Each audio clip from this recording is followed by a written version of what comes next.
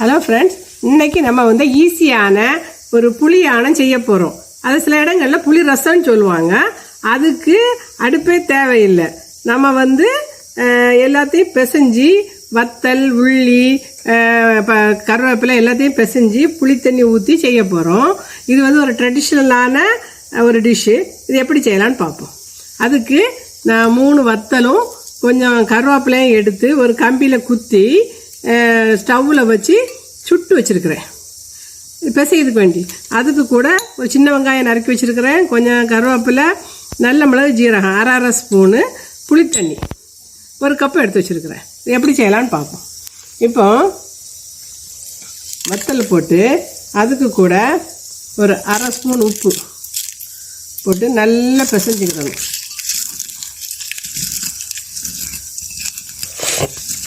அதுக்கு கூடவே நம்ம இந்த கருவேப்பிலையும் போட்டு நல்லா பிசைஞ்சு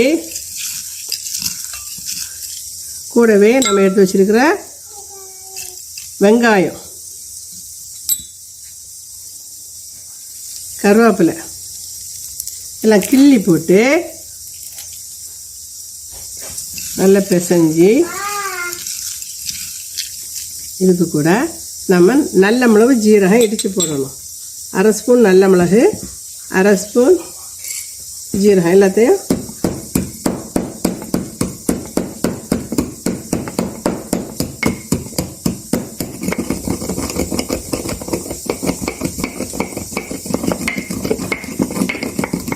பண்ணிட்டியா.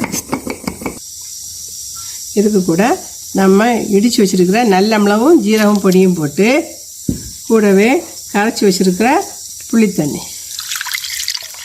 1 கப் அதையும் போட்டு கையால் நல்லா பிசையணும்.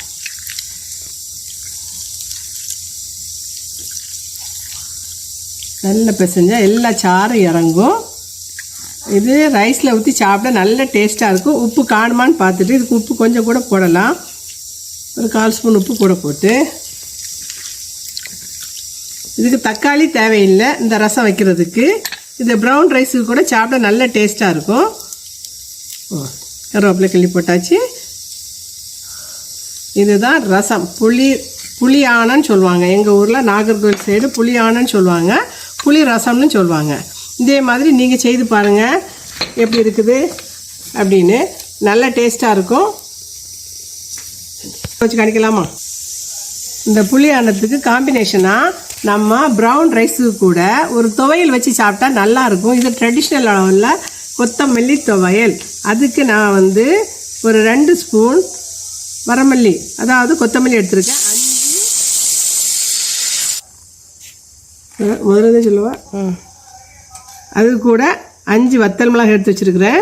கொஞ்சம் புளி, ஒரு 4 டேபிள் ஸ்பூன் தேங்காய், துருவின தேங்காய், 1 துண்டு இஞ்சி, 2-3 கொஞ்சம் 4-5 சின்ன வெங்காயம் கூட போடணும். அது கூட 3 பல் வெள்ளைப்பூடு. இப்போ இந்த இதை வறுத்து நம்ம செய்ய போகிறோம். இது வத்தலும் மல்லியும் வறுத்து அதுக்கு கூட தேங்காயும் லைட்டாக வறுத்து உப்பு புளியெல்லாம் சேர்த்து மிக்சியில் அரைச்சி ஒரு துவையல் செய்ய போகிறோம். அது இந்த புளியானத்துக்கு டேஸ்ட்டாக இருக்கும். அது எப்படி செய்யலான்னு பார்ப்போம். துவையல் செய்யறதுக்கு ஒரு பேன் வச்சு அதில் 2 டேபிள் ஸ்பூன் மல்லி, கொத்தமல்லி போட்டு அது லேசாக வறுபட்ட பிறகு இது கூட நம்ம எடுத்து வச்சுருக்க வத்தல் மிளகாய், 5 வத்தல் மிளகாய், மல்லி வறுபட்டு கொஞ்சம் மணம் வந்த உடனே நம்ம அதுக்கு கூட எடுத்து வச்சுருக்கிற தேங்காய்,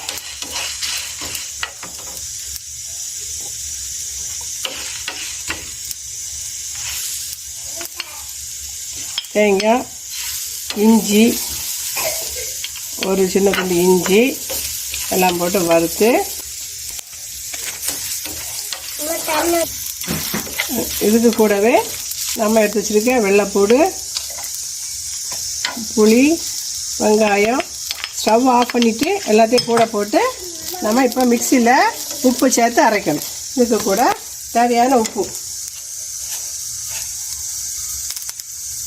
ஒரு 1/4 ஸ்பூன் உப்பு போட்டு எல்லாத்தையும் ஆறினோடனே மிக்சியில் போட்டு அரைச்சி எடுக்கலாம்.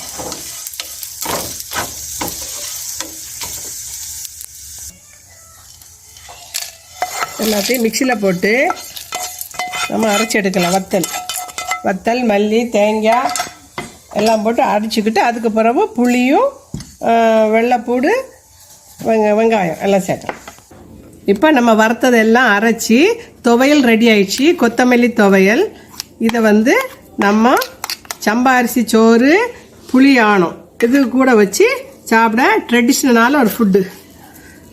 இது துவையல் இப்படி அழகாக உருட்ட வரும். இப்படி உருட்டி எடுப்பாங்க. துவையல் அழகாட்டு உருட்டதுக்கு வரும். இப்படி துவையலை உருட்டி இதே இது கூட வச்சு ட்ரெடிஷ்னலாட்டு புளி ஆணம் கொத்தமல்லி துவையல் சம்பா அரிசி சோறு. இது நாகர்கோவில் சைடு சூரங்குடியில எல்லாம் பிரதானமான ஒன்று. நம்ம முன்னோர்கள் தாத்தா பாட்டி இதெல்லாம் தான் சாப்பிட்ருக்காங்க. உடம்புக்கு ஹெல்த்தியான ஒரு ஃபுட்டு. இதே மாதிரி நம்ம இப்போ சாப்பிட்றதுக்கு முடியலை, பிள்ளைங்களுக்கெல்லாம் செய்து கொடுக்க முடியலை. இதே மாதிரி செய்து கொடுக்கணும். இது ஈஸியாக செய்யக்கூடிய ஒரு ஃபுட்டு, டேஸ்டியான ஃபுட்டு. இதே மாதிரி செய்து பார்த்து லைக் பண்ணுங்கள், சப்ஸ்கிரைப் பண்ணுங்கள். தேங்க்யூ.